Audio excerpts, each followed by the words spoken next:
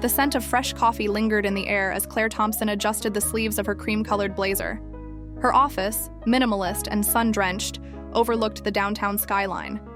It was another early Monday, the kind she once looked forward to, when her husband Daniel's smile across the desk was enough to make her feel invincible. Now, it just felt like a performance. Daniel walked in, sleeves rolled, tie slightly loosened, radiating his usual charm. "Morning, love," he said, kissing her cheek like clockwork before settling into his office adjacent to hers. Claire forced a smile. "Morning." They had built Thompson & Reed from the ground up, her strategic mind and his charisma forming the foundation of their modest yet successful marketing firm. To outsiders, they were the power couple. In private, Claire had begun to feel like a ghost haunting her own life. 6 months ago, Melanie Carter had joined the company. Daniel had hired her, insisting they needed a sharp, organized executive assistant to handle the growing workload. Melanie was efficient, polished, and unobtrusive. Claire had welcomed her, at first. But lately, Claire noticed things. There were glances exchanged in hushed moments, too subtle for most to catch. Daniel's phone, once left casually on counters or desks, was now always in his pocket, face down, when set on tables. He began staying later at work, claiming back-to-back client calls. Melanie, coincidentally, stayed late as well. Claire wanted to believe she was imagining it, that these signs were harmless. But her instincts, dulled by years of trust, began to sharpen with every passing week. One afternoon, as she passed Daniel's office, she overheard laughter, Melanie's laughter, light, flirtatious, followed by Daniel's low chuckle. Claire paused, out of sight, heart hammering. She couldn't hear the words, but the tone was unmistakable, intimate, familiar. That night, she brought it up casually over dinner. "Melanie's really settling in," she said, slicing into her salmon. "She seems close with you." Daniel didn't miss a beat. "She's efficient. I'd be drowning in admin without her." Claire nodded. "You laugh with her. A lot." He smiled, setting down his wine glass. "It's good to have someone with a sense of humor around. The office can get stuffy." The way he deflected so smoothly, it chilled her more than if he had stumbled. Later that week, she confided in Sophie over coffee. Her best friend of 15 years, Sophie had always been the blunt voice Claire needed. "Don't dismiss your gut," Sophie warned, stirring her latte. "If something feels off, it probably is." "But I have no proof," Claire murmured. "And if I bring it up without evidence..." "He'll make you feel crazy," Sophie finished. "That's what they do." The conversation gnawed at Claire. So she began watching more closely, without accusations, without confrontation. A slow, quiet observation. There was the credit. Card charge for an upscale boutique she didn't recognize. The cologne she had never smelled before on Daniel's shirt. And once, a smear of lipstick, subtle, faint, but not hers, on his collar. She told herself it could have been anything. A hug, a client meeting. But her heart was no longer interested in justifications. The final straw came on a rainy Thursday evening. Daniel claimed he had a networking event at the downtown Marriott. Claire pretended to be fine with it, even packed him an umbrella. But when he left, she called a car and followed at a distance, her fingers ice around her phone. She parked across from the hotel, heart thudding as she watched through streaked windows. 15 minutes later, Melanie arrived, hood up, heels clicking. She didn't hesitate. Walked straight into the lobby, past the desk without inquiry. Claire waited. 30 minutes later, she stepped out of the car and entered the hotel, head held high. The clerk barely glanced at her as she walked past, her heels echoing on the marble floor. She didn't need to ask what room. She just waited, by the elevators. And then they appeared. Daniel and Melanie. He was laughing, touching her lower back. Melanie leaned into him, her smile soft and too familiar. They didn't see Claire. She made sure they didn't. She stepped back into the shadows, unnoticed. The elevator doors closed behind them. Claire walked back to her car in silence, her stomach hollow, her jaw locked. The betrayal didn't feel loud. It wasn't dramatic or explosive. It was quiet, a fracture beneath the surface, years of trust cracking open in one smooth, silent motion. She sat behind the wheel, gripping it with white knuckles. A single tear slipped down her cheek, not from heartbreak, but clarity. She knew now, knew everything she needed to know. She wasn't going to scream. She wasn't going to cry. She was going to wait. And then she would act. Claire didn't confront Daniel the night she saw him with Melanie. She returned home in silence, her expression unreadable, her thoughts sharp and surgical. Confrontation would only offer him the chance to lie. No, she needed something more deliberate, something that would make him feel what she felt. Betrayed. Humiliated, exposed. In the days that followed, Claire perfected the art of pretending. She kissed him good morning, asked about his day, even offered to book their next vacation. Daniel, perhaps mistaking her composure for ignorance, grew bolder, more distracted, more reckless. But Claire wasn't idle. Late at night, with a glass of red wine in hand and Sophie on speakerphone, she hatched a plan. Not a loud one, not revenge that screamed. She wanted elegance. She wanted consequence. "Melanie's married," Claire said, her voice calm but tinged with something darker. "To who?" Sophie asked, intrigued. "His name's Ethan Carter. IT professional, works freelance, low profile but well-reviewed." Sophie was quiet for a beat. "You're not thinking..." "I'm thinking we could use an in-house IT manager," Claire said, lips curving. "Someone trustworthy, loyal." A week later, Claire attended a local tech mixer under the guise of corporate recruitment. She didn't dress to impress. She dressed to disarm. Soft blue blouse, understated earrings, warm smile. Ethan Carter was exactly as she imagined. Clean-cut, polite, intelligent. There was a calmness to him, a sincerity that made Claire's stomach twist, not with attraction, but guilt. He didn't deserve to be a pawn, but she reminded herself. Neither did she. They spoke for an hour. Ethan was passionate about his work, eager for stability. When Claire offered him a position at her firm, his eyes lit up.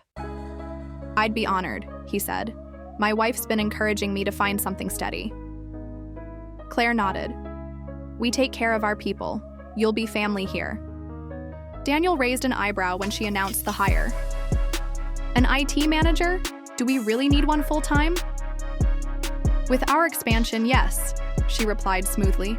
"Besides, his credentials are solid." When Claire mentioned his name, she watched Daniel carefully.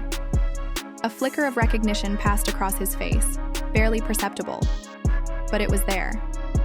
Melanie, standing nearby, turned slightly pale. Ethan started the following Monday. Claire welcomed him personally, giving him a full tour. She introduced him to the team, praised his skill set, made him feel valued. Daniel kept his distance. Melanie, meanwhile, looked as if she'd seen a ghost. Claire noticed everything.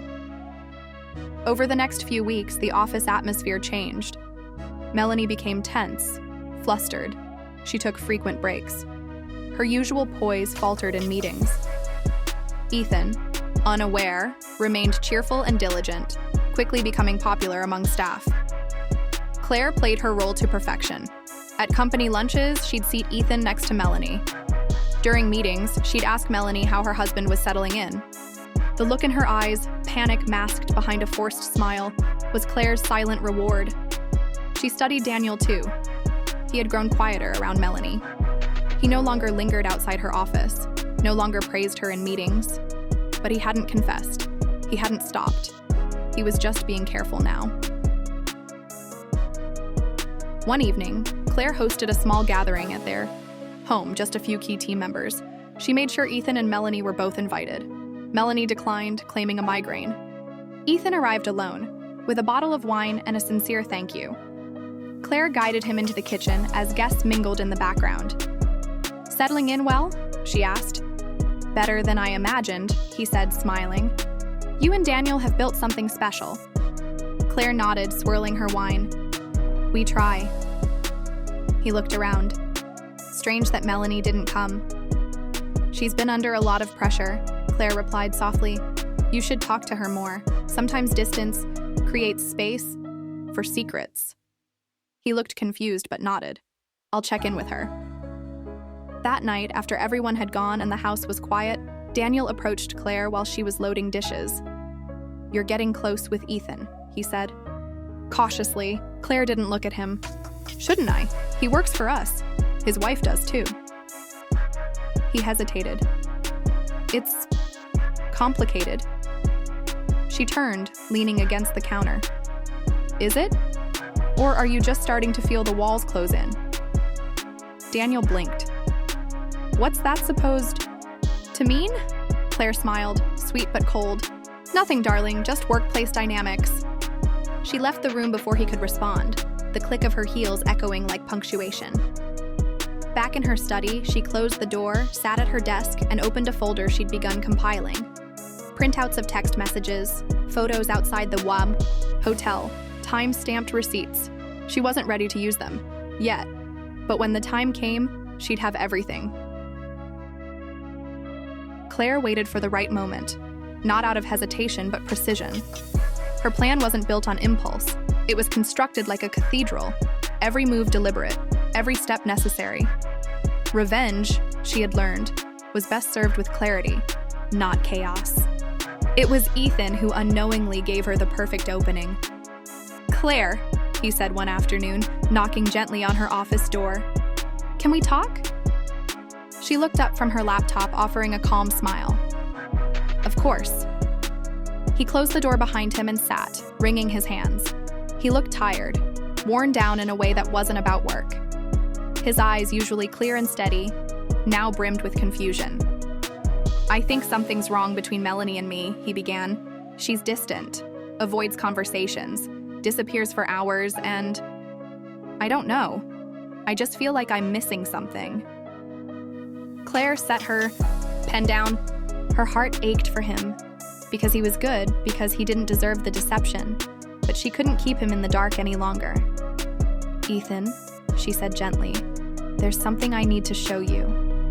She reached into her drawer and pulled out the folder, the one she had been curating like an artist assembling a gallery. Slowly, she slid it across the desk. He opened it, flipping through pages, printed texts between Daniel and Melanie, photos of the hotel, the time stamped, receipts.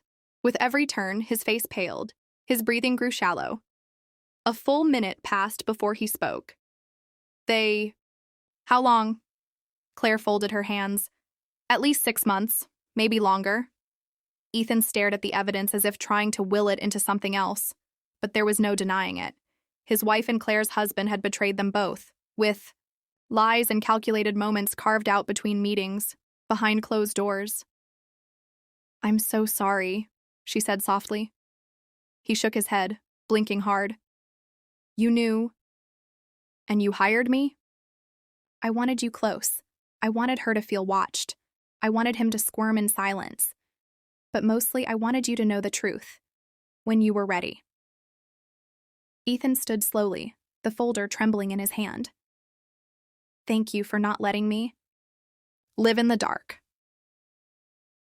That evening, Claire sent out a calendar invite to her core leadership team: Daniel, Melanie, Ethan, and 2 senior staff members. Subject: Strategic Direction Meeting. Location: Executive Boardroom. Time: 10 IQs a.m. sharp. The next day, the room filled quickly. Claire stood at the head of the table, poised and unreadable. Ethan sat to her right. Daniel entered, trying to appear casual. Melanie came in last, visibly rattled. Claire clicked a button on the remote and the projector behind her lit up. The first slide appeared, a photo of Daniel and Melanie entering the hotel. Gasps fluttered around the table.